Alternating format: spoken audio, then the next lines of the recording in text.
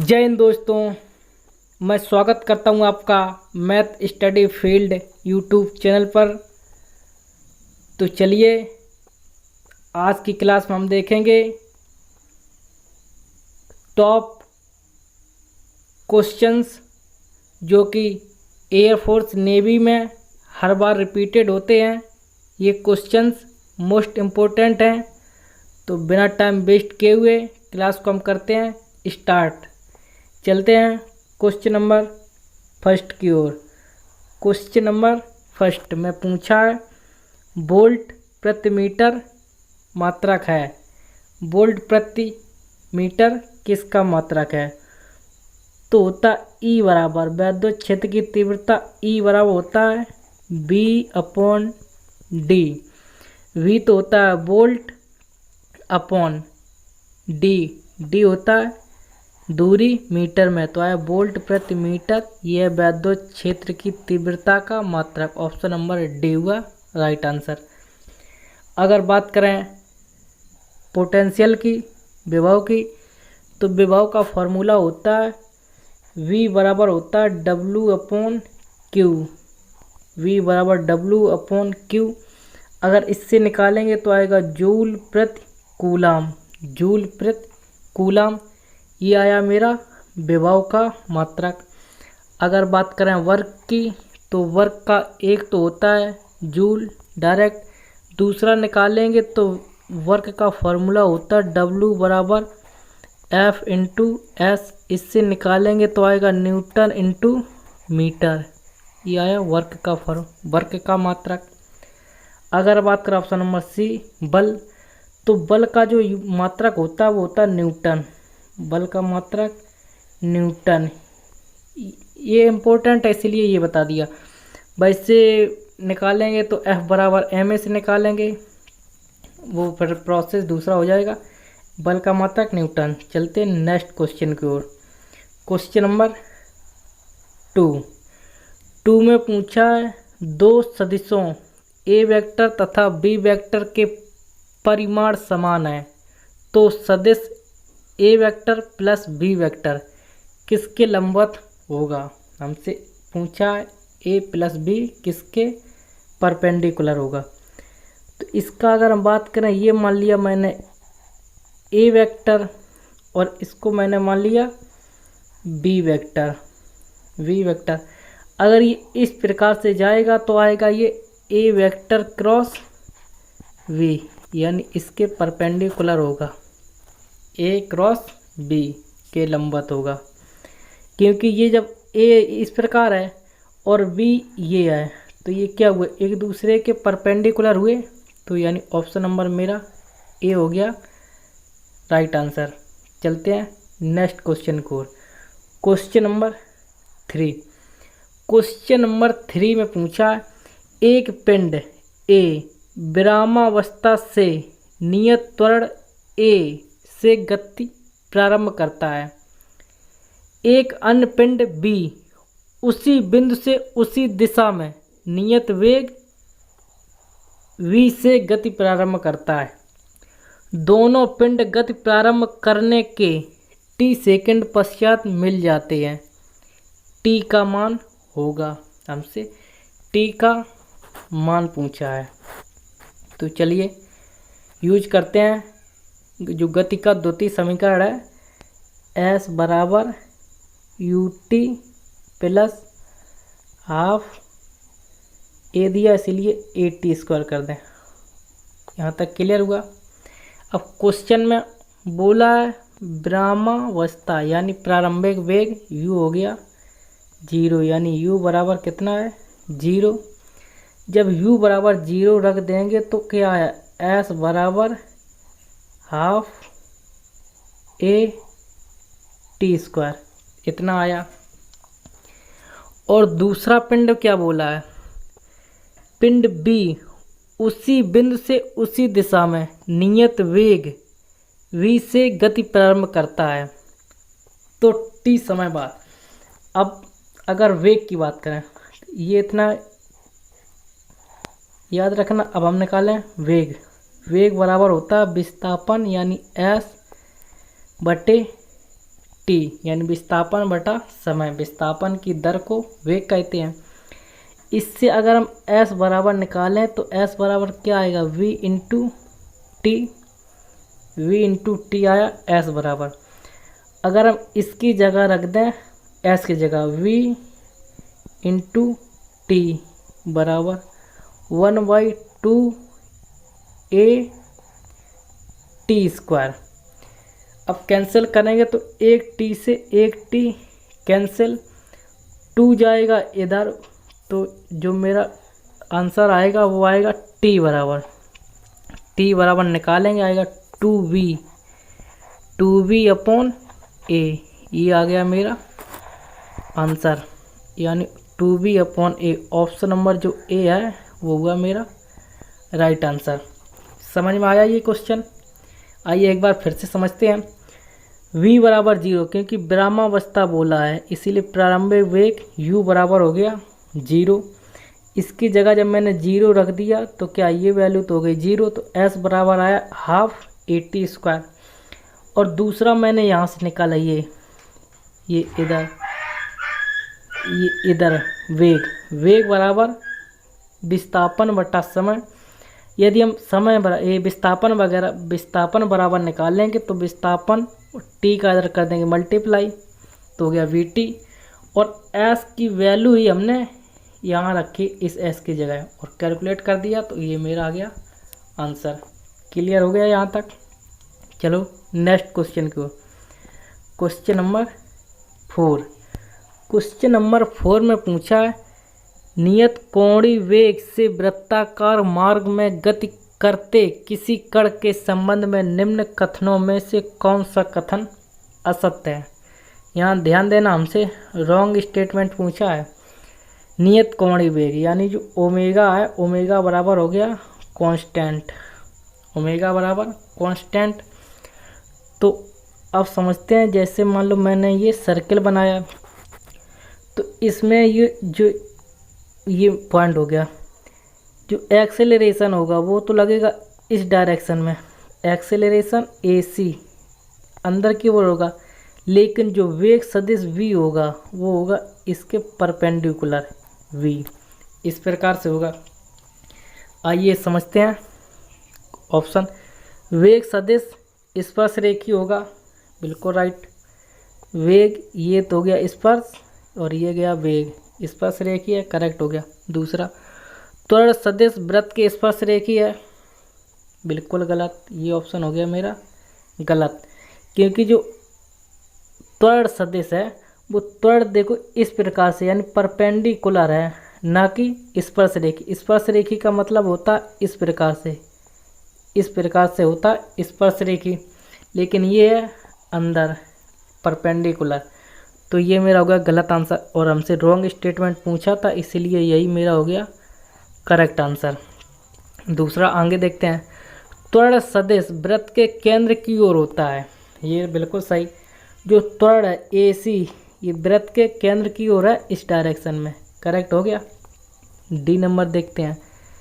त्वरण तथा वेग सदिश परस्पर लंबवत हैं, ये भी बिल्कुल सही बात।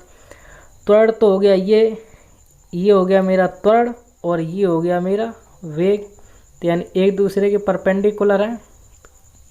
कितना है इसके बीच कोण, 90 डिग्री। चारों ऑप्शन क्लियर हो गए। असत्य पूछा था रॉन्ग स्टेटमेंट, इसलिए ऑप्शन नंबर जो बी हो गया वो होगा मेरा राइट आंसर। चलते हैं नेक्स्ट क्वेश्चन की ओर। क्वेश्चन नंबर 5 में पूछा है जब एक बस अचानक मुड़ती है तो यात्रियों पर बाहर की ओर धक्का लगता है, इसका कारण है। आपने ज़्यादातर आप जब बस में बैठते होगे तो बस जब कोई भी एक तरफ जब मुड़ती है तो जो उस पर सवारी बैठी होती है वो हल्की धक्का महसूस करती है। तो वो किसके कारण होता है? वो होता है गति का जो जड़त्व होता है उसी के कारण। क्योंकि जो जड़त्व होता है वो हमेशा अगर विराम में है तो विराम में ही रहना चाहता है। जैसे मान लो ये बस है, इसमें यात्री बैठे हैं, ये मान लो यात्री बैठे हैं। जब बस किसी भी एक डायरेक्शन मुड़ेगी तो यात्री हैं वो हल्के झुकेंगे, हल्के झुकेंगे। इस प्रकार से मान लो, नहीं तो जैसे ये बस है, अचानक वो अगर ब्रेक मार दे तो जो यात्री बैठे होते हैं वो कहाँ जाते हैं, आगे की ओर। ब्रेक मारने पर यात्री जाते हैं आगे की ओर, क्योंकि जो जड़त्व का नियम होता है, जड़त्व कहता है यदि कोई वस्तु रेस्ट में है तो वो रेस्ट में ही रहना चाहती है, लेकिन ब्रेक लगाने पर उस पर जड़त्व आ जाता है। तो वो गति का जड़त्व के कारण जो धक्का महसूस होता है यात्रियों को, वो होता है जड़त्व के कारण। क्लियर हो गया? ये क्वेश्चन क्लियर हो गया? अगर समझ में ना आया हो तो कमेंट करना। कहीं भी कोई भी क्वेश्चन में प्रॉब्लम हो तो उसे कमेंट बॉक्स में कमेंट करके छोड़ देना, हम उसको रिप्लाई 100% आपको करेंगे। चलिए नेक्स्ट क्वेश्चन की ओर। Question number 6। क्वेश्चन नंबर 6 में पूछा, एक पूर्ण अप्रत्यास्थ टक्कर के लिए निष्पत्ति गुणांक ई का मान होता है। तो अगर बात करें पूर्ण अप्रत्यास्थ टक्कर के लिए, यहाँ बिल्कुल ध्यान देना, ये मोस्ट इम्पोर्टेंट क्वेश्चन है एयरफोर्स के लिए। हर शिफ्ट में ये क्वेश्चन आता है, जब जब पेपर हुआ है ये इस कॉन्सेप्ट से ज़रूर क्वेश्चन आता है। अगर पूछेगा पूर्ण अप्रत्यास्थ टक्कर के लिए तो वो होता है 0। पूर्ण अप्रत्यास्थ टक्कर के लिए 0। अगर इसी क्वेश्चन को जब घुमाएगा तो किस प्रकार से घुमाएगा, तो वो कर देगा पूर्ण अप्रत्यास्थ की जगह पूर्ण प्रत्यास्थ। अगर पूछेगा पूर्ण प्रत्यास्थ टक्कर के लिए तो उसके लिए जो निष्पत्ति गुणांक ई का मान होता है वो होता है 1। कितना होता है? 1। ये होता है पूर्ण प्रत्यास्थ टक्कर के लिए। क्लियर कर लेना, ये होता है पूर्ण प्रत्यास्थ टक्कर के लिए। ये नोट कर लेना कॉन्सेप्ट में। चलती हैं नेक्स्ट क्वेश्चन की ओर। दोनों क्लियर हो गए? अगर अप्रत्यास्थ कहेगा ऐसे याद रखो, आ मतलब नहीं, नहीं मतलब जीरो, नहीं मतलब जीरो। पूर्ण प्रत्यास्थ, प्रत्यास्थ मान लो पॉजिटिव, प्रत्यास्थ पॉजिटिव, पॉजिटिव मतलब जीरो से बड़ी कोई भी संख्या हो सकती है, तो इसीलिए 1 सबसे पहले नंबर पर आता है, इसीलिए हम 1 माने ले रहे। कोई दिक्कत? कन्फ्यूज हो गए तो आप बस 2 ही चीज़ों में हो गई, 1 0 1 1। ये 2 ही मान होते हैं पूर्ण अप्रत्यास्थ टक्कर के लिए 0, पूर्ण प्रत्यास्थ टक्कर के लिए 1। क्लियर हो गया? चलिए नेक्स्ट क्वेश्चन की ओर। Question number 7। क्वेश्चन नंबर 7 में पूछा है, जो गुरुत्वीय द्रव्यमान है वो निम्न के समानुपाती होता है। गुरुत्वीय द्रव्यमान ऑप्शन दिए हैं किसके समानुपाती होता है। तो गुरुत्वीय द्रव्यमान है वो गुरुत्वीय क्षेत्र की तीव्रता के समानुपाती है, और गुरुत्वीय बल के भी समानुपाती है, और गुरुत्वीय तीव्रता के भी समानुपाती है। यानी ऑप्शन नंबर जो डी हुआ वो होगा मेरा right answer. Option number D correct, all of above. चलते नेक्स्ट क्वेश्चन की ओर। ये क्वेश्चन क्लियर हो गया? जो गुरुत्वीय द्रव्यमान है वो गुरुत्वीय क्षेत्र की तीव्रता पर भी निर्भर करता है, और गुरुत्वीय क्षेत्र पर निर्भर करता है, और गुरुत्वीय बल पर निर्भर करता है। यानी उपरोक्त सभी हुआ मेरा करेक्ट आंसर। क्लियर हुआ? चलते हैं नेक्स्ट क्वेश्चन की ओर। Question number 8। क्वेश्चन नंबर 8 में पूछा है कि सरल लोलक एक ट्रॉली की छत से लटका हुआ है। यदि ट्रॉली क्षैतिज दिशा से त्वरण से गति कर रही है, सरल लोलक का आवर्तकाल t बराबर 2 पाई √L/g' में g' का मान होगा। आइए समझते हैं इसका लॉजिक। जैसे मान लो ये एक ट्रॉली है और इस पर एक पेंडुलम लटक रहा है, मान लो G से लटक रहा है। यदि ये आगे बढ़ेगा, यदि ये आगे बढ़ा तो a एक्सेलरेशन से आगे बढ़ेगा, तो लेकिन जब ये ट्रॉली आगे बढ़ेगी तो जो वो पेंडुलम होगा वो इस प्रकार से पीछे जाएगा, इस प्रकार से पीछे जाएगा। यानी अपना जो एक्सेलरेशन होगा अब किस प्रकार से आएगा, ये अपना एक्सेलरेशन आ गया ये a इस डायरेक्शन में। अगर बात करें g की तो g नीचे लग रहा था इस प्रकार से। अब हमें निकालना है इसका परिमाण। मैग्नीट्यूड। इसका मैग्नीट्यूड निकालने तो आएगा, हमें ये निकालना है ये। इसका मैग्नीट्यूड किस प्रकार से निकलेगा, यदि हम जो ए ये वाला है, ये ए हम इधर मान लें, इस प्रकार से ए हमने कर दिया इधर, कोई आपको दिक्कत हुई। अब हमें निकालना है ये, मान लिया मैंने जी डैश, मान लो ये हमें अब निकालना है, ये जी डैश निकालना है। तो जी डैश बराबर निकालेंगे तो क्या आया, अंडर रूट आधार स्क्वायर प्लस लंब स्क्वायर, यानी आधार स्क्वायर करेंगे तो आएगा ए स्क्वायर प्लस जी स्क्वायर, ए स्क्वायर प्लस जी स्क्वायर आ गया मेरा जी डैश की वैल्यू, यानी ऑप्शन नंबर जो डी है वो होगा मेरा correct answer. Option number D correct answer. समझ में आया। ये इस प्रकार से हुआ था। ये एक ट्रॉली थी, इस पर गुरुत्वीय जो त्वरण है वो हमेशा नीचे की ओर लगता है, लेकिन जब ट्रॉली आगे बढ़ी तो उस पर एक एक्सेलरेशन ए से आगे बढ़ी। वो जब वो आगे बढ़ी तो जो पेंडुलम लटका था जी, वो इस प्रकार से आ गया इस डायरेक्शन में, यानी अब जी तो मेरा इधर ये लग रहा है ये वाला, लेकिन ए हो गया इधर, उसी को मैंने इधर ये प्रदर्शित कर दिया, डिनोट करवा दिया, और मैंने ये इसको मान लिया जी डैश, और जी डैश का मैंने निकाल लिया मान। क्लियर हो गया। चलते हैं नेक्स्ट क्वेश्चन को। Question number 9।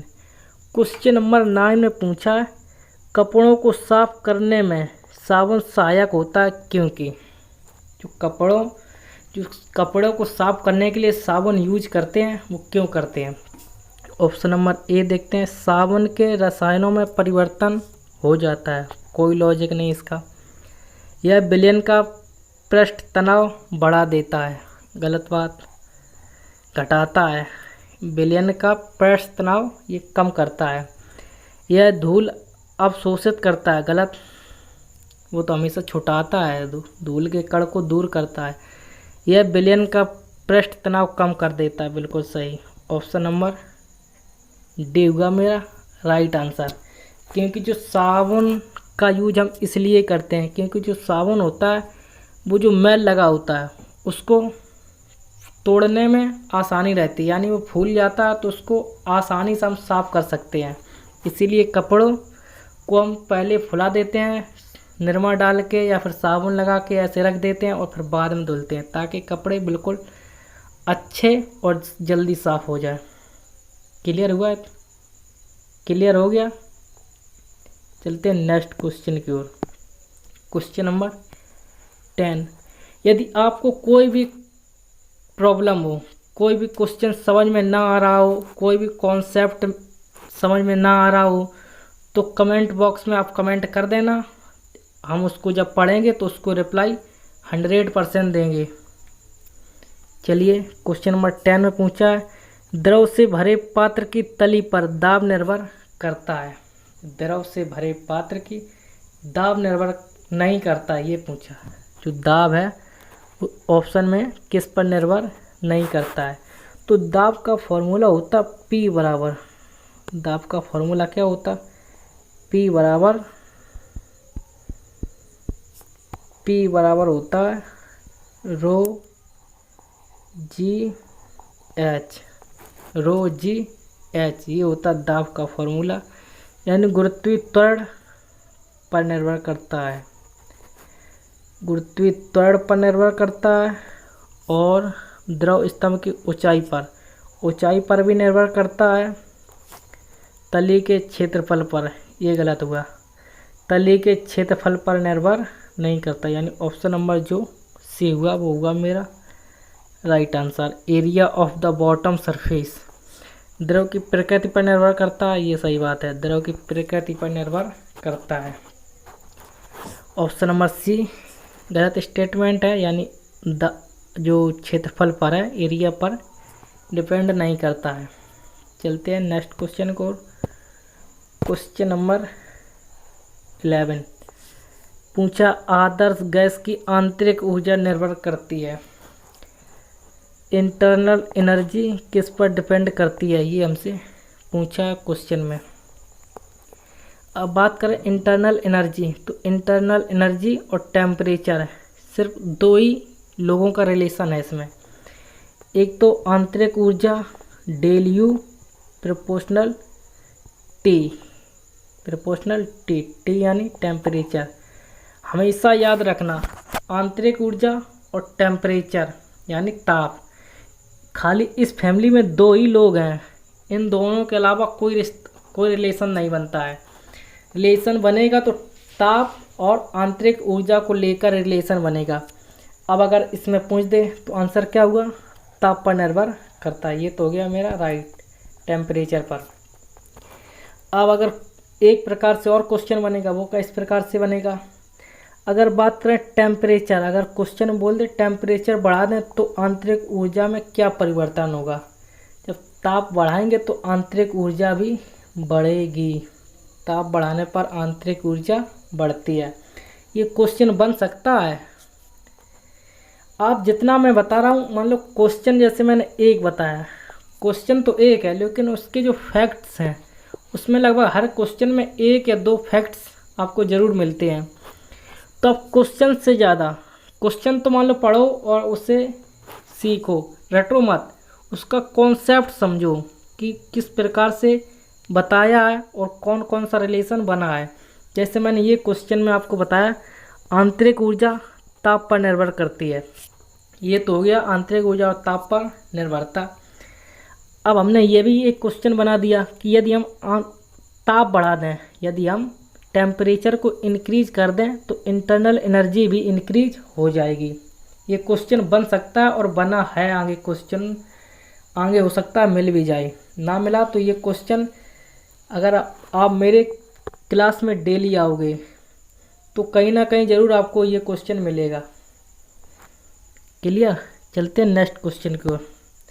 क्वेश्चन नंबर 12, जब किसी संधारित्र की समांतर पट्टिकाओं को बैटरी से जोड़ी है के बीच एक परावैद्युत पदार्थ का स्लैब रखा जाता है तो पट्टिकाओं के ऊपर आवेश पहले के आवेश की अपेक्षा।